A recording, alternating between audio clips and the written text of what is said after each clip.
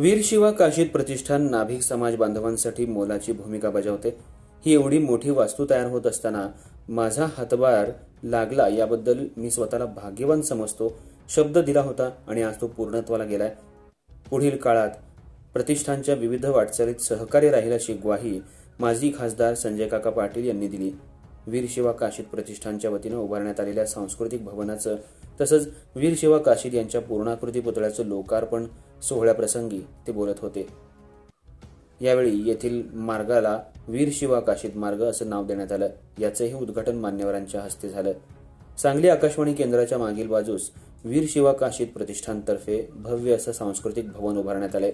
या सोहळ्याला आमदार सुधीर गाडगीळ, दुर्गा अभ्यासक डॉ. अमर अडके, उद्योजक सतीश मालू यांच्यासह प्रतिष्ठानचे सर्व पदाधिकारी, बहुसंख्य नाभिक समाज बांधव उपस्थित होते। प्रतिष्ठानचे अध्यक्ष विनोद माने यांनी प्रास्ताविकात अनेक बाबी अधोरेखित करत वास्तू उभारताना आलेली संकट, अडचणी आणि सर्वांनी केलेलं सहकार्य याबद्दल धावता आढावा घेतला। दुर्गा अभ्यासक डॉ. अमर अडके यांनी वीर शिवा काशीद यांच्या कार्याचं महत्त्व अनेक दाखले देत स्पष्ट केलं। आमदार सुधीर गाडगीळ यांनीही प्रतिष्ठानच्या कार्याचं कौतुक करत इमारतीच्या पुढील कामासाठी तसंच परिसरात वाचनालय आणि अभ्यासिका सुरू करायला सहकार्य करण्याची ग्वाही दिली।